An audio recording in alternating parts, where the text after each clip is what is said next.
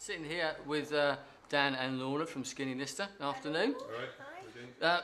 How would you start off? How would you describe your music for those who maybe don't know anything about you or have never seen you or heard you? I'd like to say it's drunken, high-energy folk music with a bit of a punk ethos in there. Right, I think you sold it. So where do the sort of influences come that make up that? When we initially started, we were doing things like sea shanties, and we were doing traditional polkas and English ones. It was all very, very English, and it still is mostly. But so we do Morris tunes. Okay. But so me and Max started basically with a squeeze box and acoustic guitar, just doing these like polkas and things at pubs and stuff. And it always went down really well, and we basically extended that into a band, I suppose. And, I should add, Max is my brother, so okay. And Max and I grew up with quite a strong folky influence in our house. So it comes from... We were hiding in folk clubs, like making dents and stuff, while my dad was getting drunk and singing. So well, Lorna's dad, big influence. Lorna and Max's dad was a bit of a folk artist, I suppose, isn't he? He's a songwriter. He's a true folk artist in that he had a day job and he wrote songs, but he's retired now, so we're trying to push him and get him out on the road. So there's definitely sort of musical genes in there. Yeah, I'm not sure how many of those are in. Max did good on that front. But we even do a couple of George's, Lorna's dad's songs in the set. Oh right, okay. One of them's a staple set song in a £40 wedding. We do that every set. Oh yeah, I know the song. Yeah. And that's written by George. Written initially as an unaccompanied, just a vocal piece, you know. Yeah. And we just put it to some music. Made it a bit more raucous and trashed it. Wrecked it. So do you tend to write your own music, or does it come from the traditional scene, or even from your parents? Generally we write our own. I mean, 90% is our own music, but then we will throw in the odd traditional sea shanty. So another one in the set that we always do is John Kanaka, which is a traditional, sea shanty.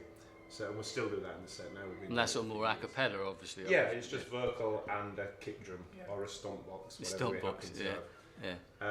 And the crowd joining in with us, hopefully. But you've been writing pop music for a while, haven't you? And then when you were playing the traditional stuff, you started to realise people danced a bit. There's something innate within that traditional music that gets people going. That's why it's still there. So that's like on Rolling Over, which is one of our favourite tunes, especially to perform. People get up, so we incorporated Harper's Frolic, is it, into which is a traditional tune. Trying to mash it all up together so that it sounds fresh. Sort of pulling in different influences and that as well. Yeah. So there's fragments of traditional songs in the original ones we do, if you sort of listen carefully sometimes. But the effect is that a lot of the songs off the first album particularly sort of sound like traditional songs in a way, and people are slightly confused and that the lines are blurred, where it's a traditional song or is it one? Well, that's one reason I asked the question in some ways, isn't it? Because they're hearing the album, they're hearing the music. You think, well, is this new? Are you just taking it? So that's where all those influences come. There's a lot of influences in there. They're traditional, but what about more modern influences? Anyone in particular that there's modern is anything compared to traditional music. Well, yes. When we began Skinny Lister, I was listening to a lot of a guy called James Yorkston, and he's not massively known. A lot of people don't really know who he is, but he's a Scottish singer-songwriter, and I was very influenced by what he was writing about and his style, and it was a lot more mellow actually than Skinny Lister. And there's a more ballady side of Skinny Lister, and it's there on the first album. There's some on the new album. We were singing through Kite Song, which is on the first album yesterday, and it's like, oh yeah, that's definite James Yorkston influence. I think as we were performing, people were asking us what our influences were, and especially for Festival, we played there a few times. They asked us to put together a playlist. Oh, I see. And then things like the Clash started coming in and the Pogues, and then I think the more that we listened to all that side of things, that's coming out definitely more in the second album, and the first album was more. There's a little bit more of an Irish lean as well on the second album with some of the songs. And probably partly because we toured the States now a couple of times with very Irish sounding bands, which are Dropkick Murphys and Flogging Molly. And I think some of that has come out in the writing a bit. Not that we're trying to distance ourselves from England, because we still consider ourselves doing very English music. But there's definitely a couple of Irish sort of leanings on the new album. Well, I mean, it's good that you're actually moving on and sort of absorbing all these influences, and it's pushing you in different directions. Yeah, otherwise you're going to get bored out your brains. Yeah, no, I agree. Interesting for yourself. And bands like the Pogues have obviously always been a big influence on us as well. I mean, I think you can hear that, and most people would identify that influence pretty much straight away if they don't know the other bands. Yeah. And I think The Guardian described us as Pogues with good teeth. They never saw your bottom row, that was the problem. A nice smile for the camera. So, I mean, originally, what made you start playing and wanting to get in a band? Obviously, you, Lorna, have got a slightly musical family, but was it that? Because I wanted to get into festivals for free, and I saw that as an opportunity. As soon as they started putting the diddle in, I was like, I can dance to this, so I can get on stage. Because I wasn't really singing before that. Me and Max messed around a bit with some Appalachian folk music, but nothing really seriously. And then you did. Lorna and Max had with your dad, wasn't it? And with the Bonafide family band. Yeah, but it wasn't serious. We got dressed up in old Appalachian folk things and went and played. I know. We played a sex party once. And, sounds interesting. Just fun things, just rock and roll. Yeah. But to be honest, even that, I remember going to see them when they were in this band, and before I'd done music with Max and Lorna, and I thought it was a good angle, and this is pre sort of the folk movement as well, so pre Mumford and Sons, the revival stuff. Yeah. And I remember thinking this is quite a good angle for something, especially if it could be made a lot more English, so a lot more closer to home. And I think Skinny was a bit more of an extension of that as well. So what about you, Dan? How did you get into playing music? Well, I've been playing music since I was about 11, I suppose. So, and I've always loved bands like the Beatles. I've loved a lot of 60s music, a lot of 50s music, a lot of rock and roll. I'm a massive fan of Buddy Holly or Elvis, Eddie Cochran, all that lot. I love it. You're not mentioning, What, Cliff Richard? Even Cliff Richard. If you meet Dan out in Old Town and you end up back at our flat, he's going to get old time Cliff Richard on. It's inevitable. Good song's a good song, isn't it?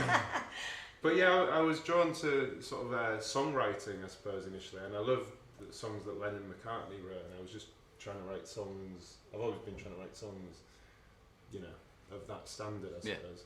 Probably never quite reaching it, but that's where I'm in. Who does, I suppose.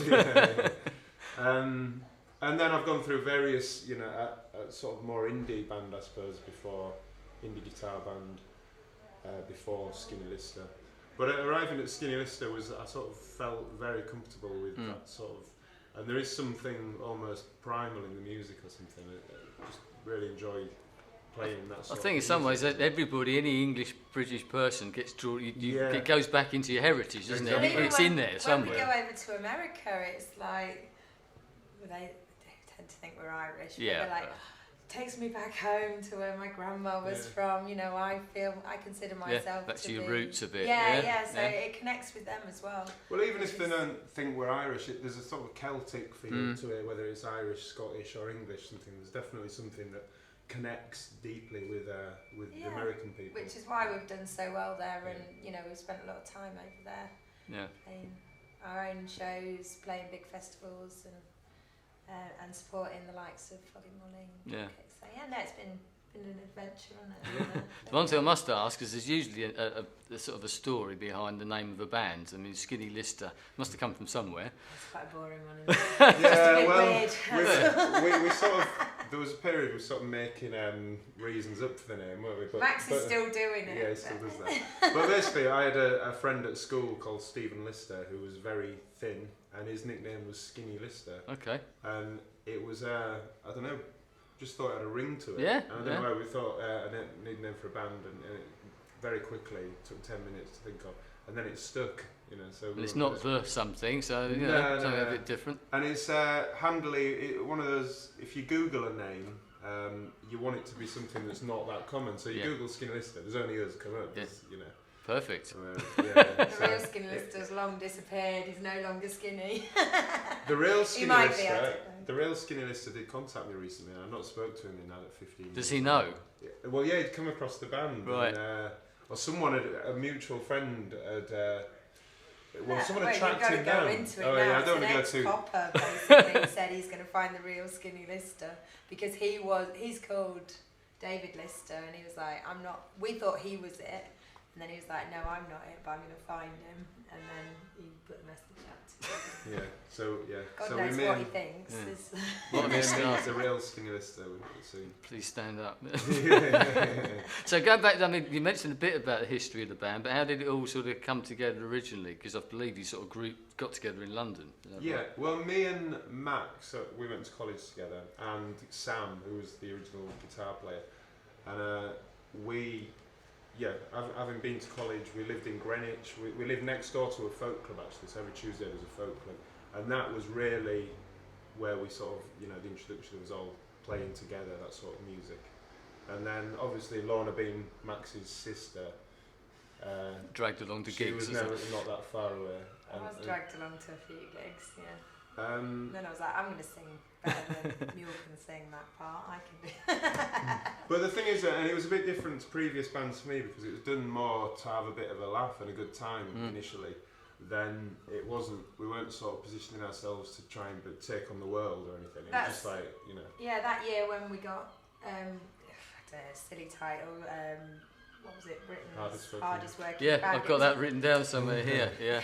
Basically, it's hardest partying band. Okay. We basically went to every festival that we could go to, and we got invited. We got I was invited. going to say, I didn't blag you, got were you? invited. And we got drunk and stayed and had a good time, and then went to the next one and did the same thing. And that's why we were doing it. Really, it was just to go to festivals, get drunk, have fun, and it just took off from there. Really. I mean, that came up. I mean, lots of bands sort of starting that way. I mean, I don't know how many bands sort of plan world domination, but I mean, there must have come a point where you suddenly thought, hang on a minute, this is going somewhere, or something's happening here. We could take this further. You know? Yeah. You remember what that was? Yeah, I've got a special moment when I was actually training to be a teacher, and I had an exam I had my final observation or something the next day, but we had a gig in, what's it called? Camden Lock. Is it called Camden Lock? Lock Tavern. And I walked in and there was already like quite a good buzz, and the boys were already playing. I must have been late or something and ran in. But it just felt like there was a really good energy about it all, and I was like, this could work. I might not have to teach. And then, I think it just went from there, really. Yeah, and our manager saw us at one point, where we met him in a pub in London, and he brought an investor on board. So suddenly we had a little bit of backing, which is nice and needed at Which some was point, amazing because you'd just fallen off a chair and we were all over the shop that gig. Yeah, it was a shambles of a gig. But anyway, it's all Isn't that always the way though? It seems to be, isn't it? One of the worst gigs ever. But after that, we got a bit of investment. Then we went on it was our first sort of proper tour, but it was a canal boat tour that we did. So we went on the Grand. Quite a slow-moving affair. Yeah, very slow tour.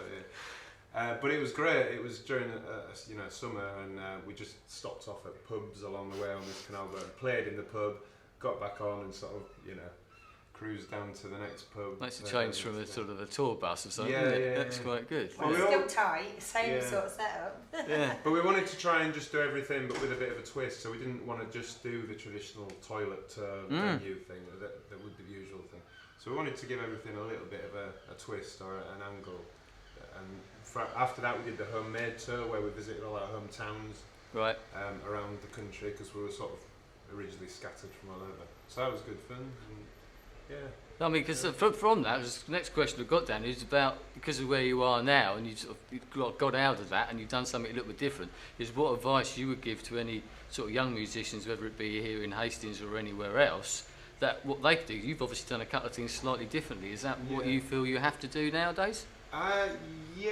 Well, not yet. I mean, you've got to write some good tunes, I think. I think you've got to try and be good, and then if you can do things a bit differently, I think it makes things a bit more interesting for yourself, and it's good for.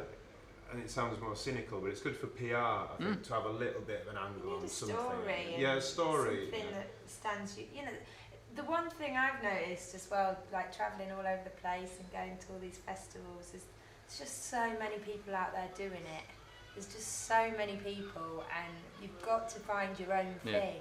can't say, oh, I want to be like this band or that band. You've got to just try and do something that works as a unit for you, because otherwise, and then you've just got to hope that the right person sees it. I mean, one of the best things for us was South by Southwest. Yeah. Which I know a lot of bands just like, that's a total waste. So how did you get there in the first place? It's not always easy to get there, is it? It was weird. I'd been before I'd been doing a bit of session keyboard playing with something completely different to Sinister. The year before we went, and I met this girl who was to do with the organising there.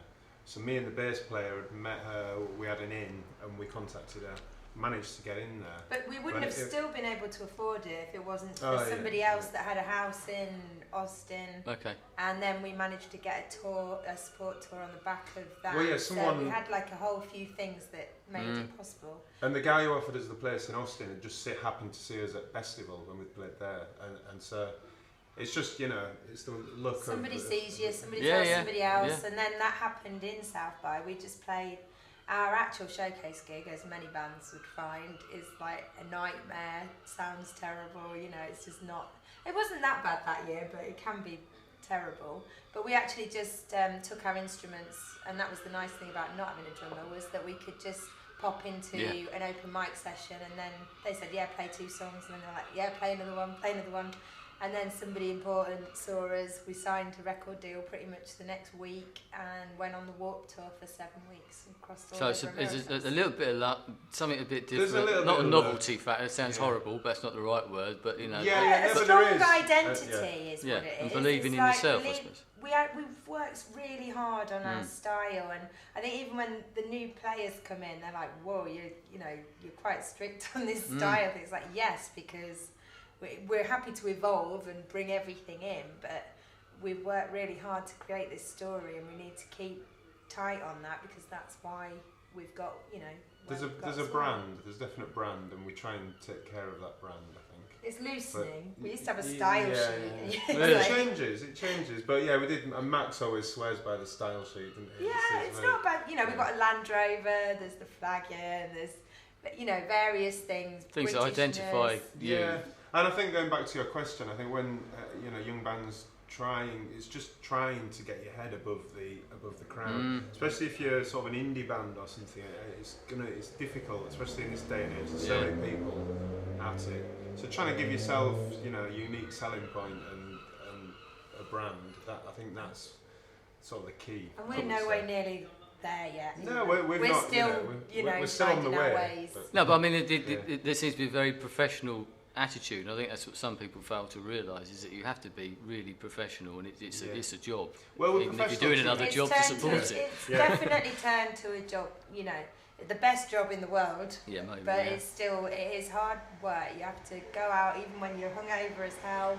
You don't feel like getting up there and being friendly and going for it, but you just got to go and do those things and put yourself out there, and then keep an eye on the cash as well. Make sure that nobody's ripping you off or doing anything. So what about nowadays we have sort of social media and the internet and all that? I mean, does that help? Is that a hindrance? Is it a full-time job in itself? But it's become an essential part of what we do, and there's no avoiding it really. Well, we know people now.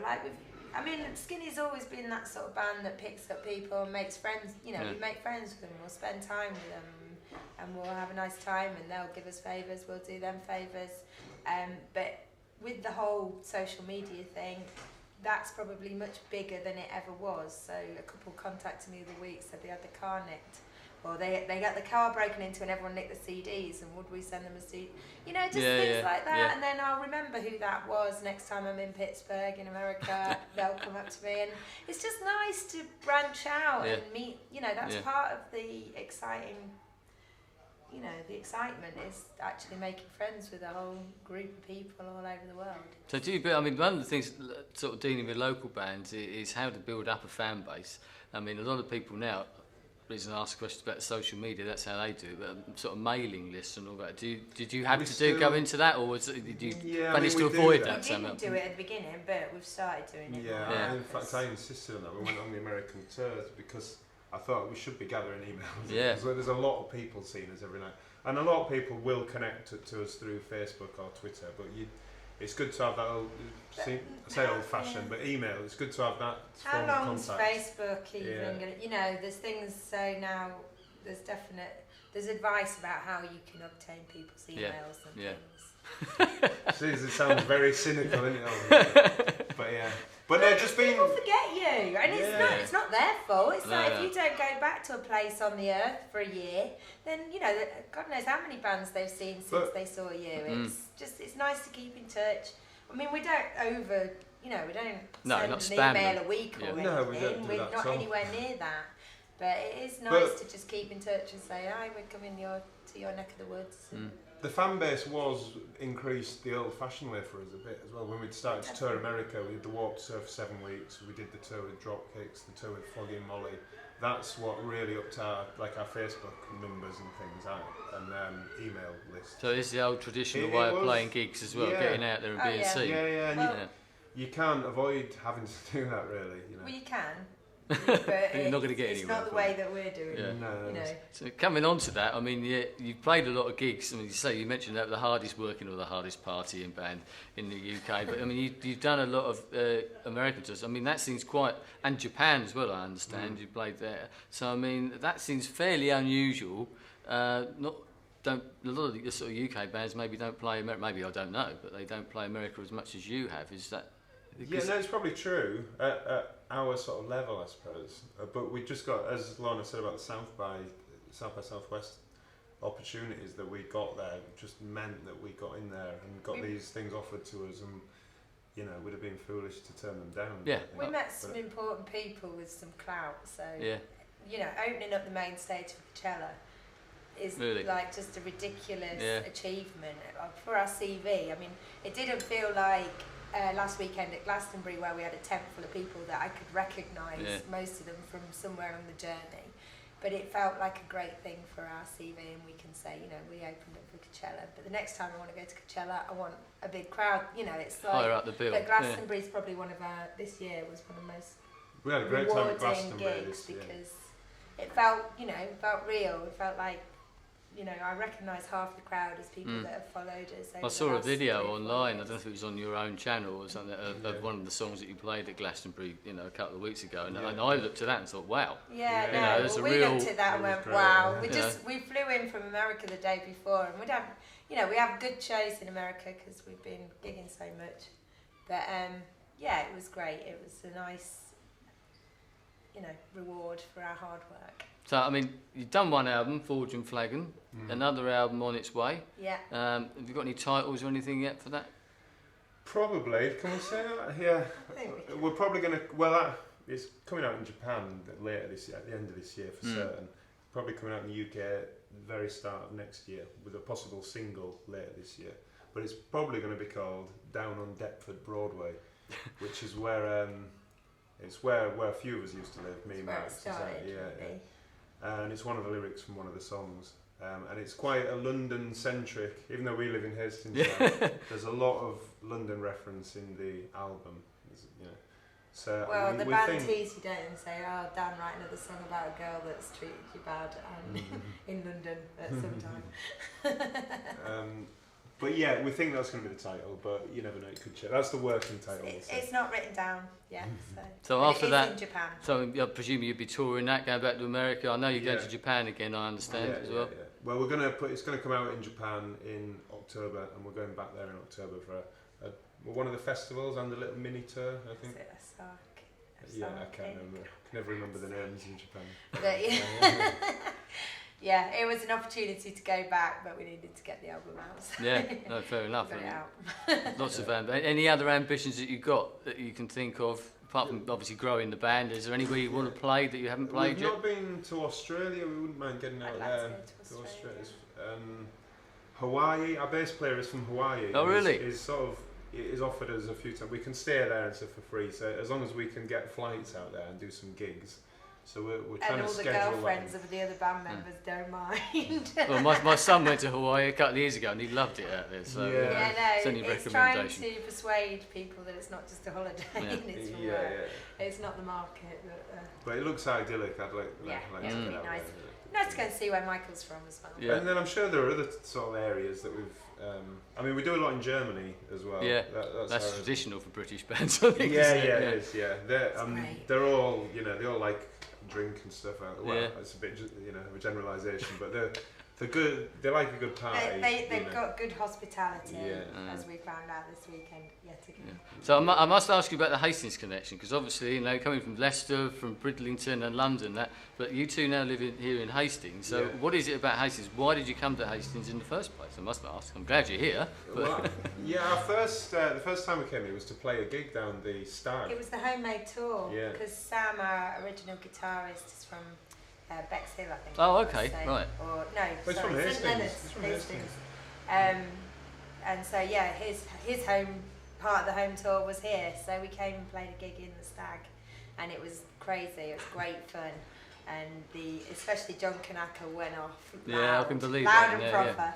And so that was the first time. You know, you visit a lot of towns, and you come and you think, oh, I could live here, or it's nice, but we definitely the next day had a walk around because it was Jack in the Green. Oh, wow. And we just like, this would be a nice place to live. It doesn't happen every weekend. But, most weekends there's something going. And next weekend's Pirate Day, right? Day, so, and then we came down a few more times gigging, and we liked it. And made a video here as well. We made the video. Swam in the sea, December, all day. That did look cold, the video. It was good fun. It was good. Well, it was painful, but good fun. But it does seem like a very vibrant town. There's always something happening. Musically very vibrant, and we like being a part of that. Well, yeah, we've been welcomed. It's been nice. We've got a nice little group of friends, and we're happy. Come and play some more gigs down there. You did one recently. We come and play some more.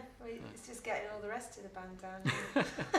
Sell it to them. From anywhere. Sell it to them. Yeah. Anyway, thanks very much. I know you're going to play. Hopefully, going to play a couple of songs for us as well. But thank you very much, Dan and Lorna. Thank you. Thank you. Thanks for having us.